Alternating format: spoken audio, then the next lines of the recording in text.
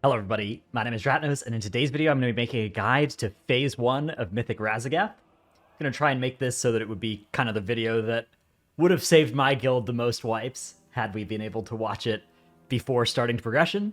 And I'm going to try and make one of these for each phase of this fight, but I figure break it into smaller pieces, because the way this fight works, the phases are all pretty separate from each other, so you can kind of learn them one at a time, and I recommend doing that because it's a 14-minute encounter, and trying to learn it all at once is going to be really, really tricky. So phase 1 is actually probably the hardest phase of Mythic Raszageth. There are kind of 3 core mechanics. There's bombs, there's the pushback, and then there's spark dropping. And we'll talk about those as we get to them. There are 2 less important mechanics, though. Let's start the footage here. I guess. Okay, so one thing that we do at first here that you'll see a lot of people do is we pull the boss a little bit over to the side at first, wait for the first tank mechanic, which is called Electrified Jaws. This does a combined magic/physical hit and leaves behind a dot and increases your physical damage taken by 100% for as long as that dot persists. You just swap on 1 on this debuff, and it's not too bad. You just use some, I mean, you don't really have to use any other defensives as a tank on anything else in this fight, so you just send them there. So, okay, what else are we seeing here? After we move the boss right up into this, the reason we start by pulling to the side and then come over here is because it actually brings the boss's hitbox a little bit further than if you just pulled straight from over here. So this gets you a little bit more room for the pushbacks that are coming later. Now, the first set of mechanics that happen in this fight, first off, we have a bombs into breath into sparks combo. So here's bombs. This targets 3 players, and they all have to run out, and they do fall-off damage around them. It's substantial damage that they do to themselves as well. So you'll see here, it's targeting Benderic, G-Chills, and Thick and Scaly. G-Chills is going to GS himself. Benderic and Thick and Scaly, I think, are both going to pop defensives as well. The damage that this does to you is substantial. It is not necessarily going to one-shot you if you're far away from the other people that have the bomb, but it's going to come close, and if you take damage from the electrified scales that just hits everybody all throughout this phase, or especially if you have the electric lash dot on yourself in this phase, you need to make sure you are at 100% HP or using a defensive, or ideally both, when you are affected by this bomb, or else you're just going to fall over. Meanwhile, the rest of the raid is going to clump up under the boss. We send our bombs, we try and send 1 to each side and 1 back down the mid. Some guilds like Echo used a weak aura to assign who was going where. If you do this, you need to make sure you're getting a weak aura, though, that you can actually customize and have certain players prefer certain sides, because, you know, some people are always going to be hanging out on this side of the boss, and if there's just a weak aura that's just randomly assigning them where to go, and it tells them to go all the way to the opposite side, that's going to be inefficient. You're actually going to take way more raid damage because they're not going to get as far away from the raid as if they just went the side that they were on.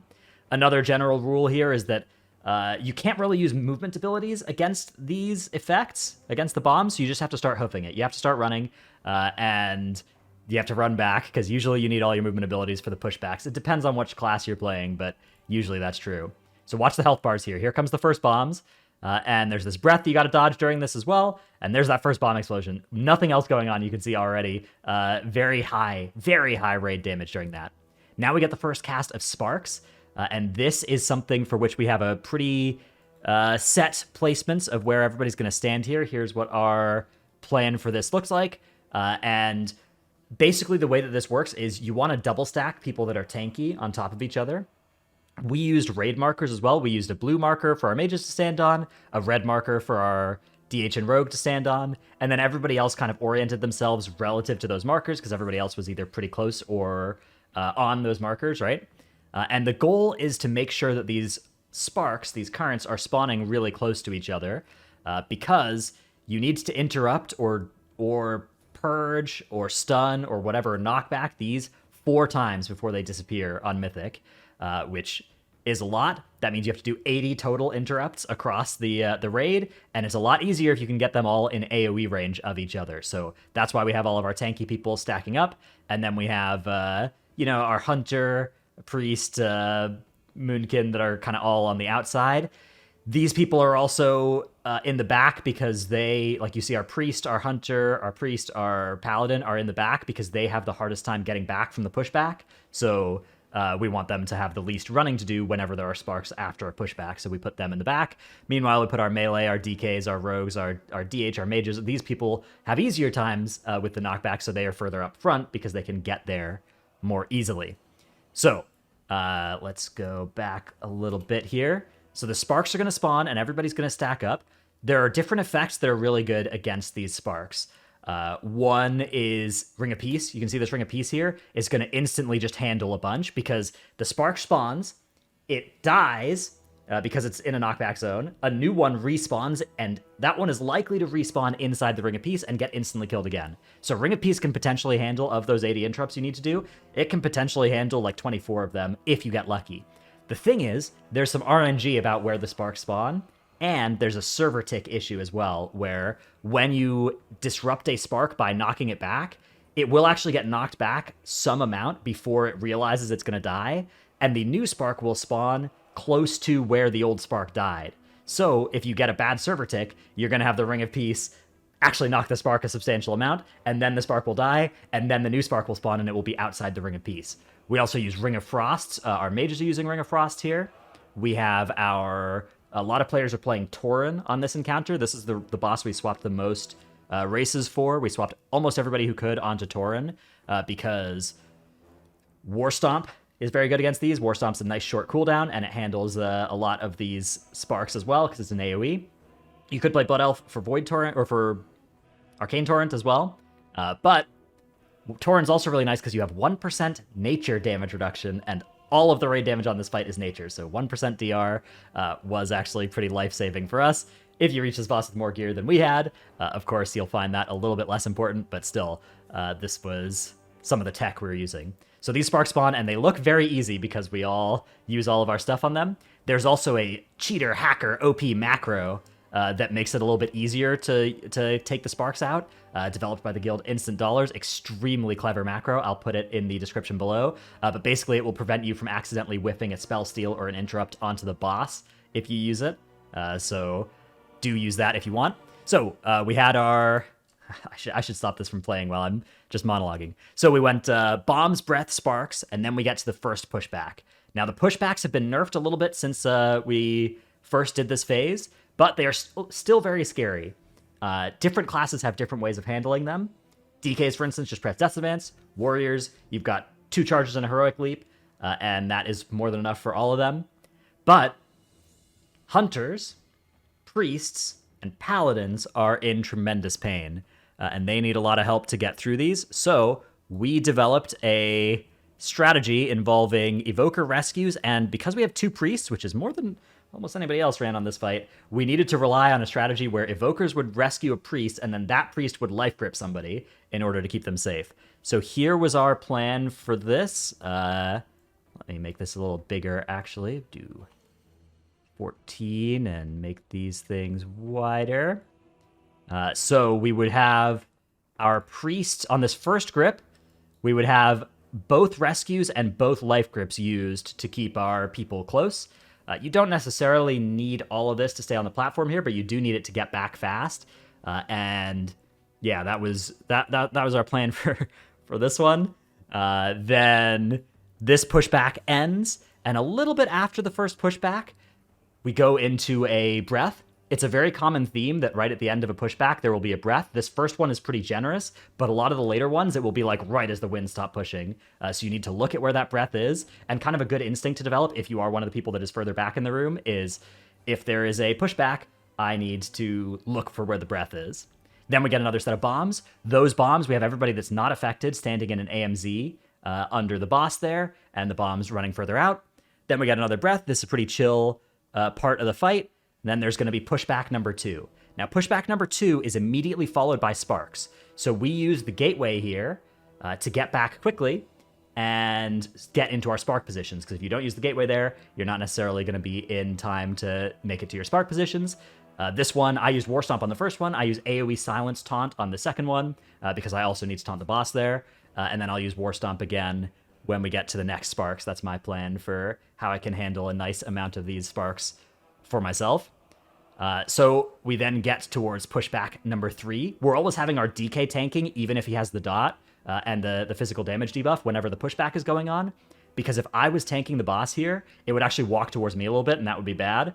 So we have our DK with Death's Advance just tanking the boss. Even though we both have the debuff here, that means he's taking substantially more physical damage than me during this phase, but it's fine because he's a DK and he could live it very easily. So after the third pushback, we get a little bit of a reprieve there. We do get then sparks into, or we get bombs into sparks. So look at how we handle this. For this set of bombs, we need to actually stay kind of close to the raid. The raid is going to be doing sparks very soon, and you can see before the bombs even explode, everybody has their spark circles around them. Everybody is going to wait until the bombs go off before spreading here, because we are using barrier and AMZ behind the boss here to reduce the damage, and then these players that are targeted need to get back in quickly. Often they won't be able to make it to their actual spark positions. They'll just be dropping off their sparks just outside of the raid, or they'll be calling out. They'll say something like, oh, there's going to be a weird spark far on the right or something like that. And then everybody's going to look and going to kill that spark, and it's going to be fine. But that communication is vital for this. So there, that the damage goes off. You can see the barrier and the darkness and stuff there. Then everybody gets back to their sparks, and you can see we've got one kind of hanging out a little bit farther than we would like. But because everybody is looking for it and aware of it, we can handle it pretty easily. So after this, then we just get another breath, and here comes pushback number 4. Now, the way that this fight works is every pushback lasts an extra tick of damage and an extra 0.5 seconds of pushback, more than the previous pushback. So these later ones are actually even more lethal than the early ones, and that's why we've had to commit more and more stuff to them. We use our gateway on the 2nd and the 5th, and we have a time spiral for the 3rd and the 4th. Time spiral is really OP for this. It reduces, or it gives everybody a free use of their movement ability, which for warriors is leap, which obviously doesn't matter too much because we have enough either way, but for a lot of other classes, it's the difference between having a way to survive this and not having a way to survive this. So part of the reason that you're seeing almost every guild do this encounter with at least 2 evokers is the power of time spiral. Here comes that pushback then, pushback 4, and this one is followed just by one of those scary breaths. You can see the breath is going on right at the end of that pushback. This one is something that's going to kill people a few times as you first start seeing it. Now this pushback ends and we go into another set of bombs, but other than that, there's kind of the boss AFKs for a little bit here, and you keep doing damage. This is where we make a stop damage call sometime in the next little bit. Usually as the boss reaches 66.5 or so, I would call time to stop damage, because you want to push out of this intermission at around 3:30 on progression, at least we did, because we want to let everybody's cooldowns recover, and we want to go into the intermission at a kind of predictable time and have all of our timers for later in the fight be predictable. So we are stopping damage on the boss, and we get to that 5th pushback. The 5th pushback is the longest one, so even though everybody uses gateway like they did for pushback 2, because the pushback is longer, we can't make it all the way back to the front of the room. So we do our final sparks in the middle of the room, and instead of at the front of the room, and in order to bring the boss over here, our DK with Death Advance actually had to walk to the middle of the room to make sure the boss would walk here as well, and not just leave it at the front of the room. And we do our sparks in the same relative positions to each other, but in the middle of the room instead. How I would recommend doing this on progression is you drop your 2 raid markers for your first spark drops, and then once everybody's learned those, just move those raid markers to the middle of the room as you're making progression through this bit. And then eventually you're going to want to take those raid markers off of this platform entirely and put them on the phase 2 platform, because you'll be doing sparks over there and you want them for reference over there, and everybody is familiar with where everything is in this phase. Okay, so we got a last set of sparks. You don't want to use too many AoE CC effects on these, because there's a lot of AoE CC effects that are good in the first intermission, so you want to hold on to them if you can. So make sure that you're going to have your best things against the ads in the intermission saved up. Although your first couple times reaching here, just kill them if you can. Make sure you kill the sparks. Then we go into another set of bombs and a breath here. So our bombs just kind of go far edge of room, and everybody else stacks up under boss or gets close to under boss. And then we are ready to make our push. So what we are waiting for here before we push, one more electrified jaws on the tank, and we are waiting for it to start its pushback 6 cast. Once it starts this pushback 6 cast, we are good to push to 65%. So we hit the boss a little bit, and this starts the push into the first intermission. And that is kind of all there is going on in P1. So, little recap of what's scary in P1.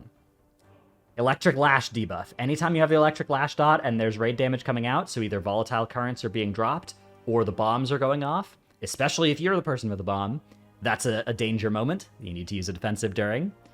Make sure that you have a plan for how you're going to handle each pushback. Look at logs of people of your class and spec and see what they did against each of those pushbacks. You can set yourself up a reminder weak aura to let you know what you're using on each one. That's a good idea. I'll link one in the description below. And then, yeah, handle the sparks as best you can. I'll put the macro that you can just replace. It's good for ranged interrupts. It's not as good for melee interrupts, but it's good for ranged interrupts, for spell steals, any of those sorts of things, to make sure that you're only going to hit the sparks and not accidentally whiff one onto the boss. And then that's the end of P1. Hope this video helped. I hope any guilds out there progging on that phase learned something useful from this. If you did, let me know, and I will continue to make these for the rest of the encounter. Thanks for watching. See you in the next one. Bye.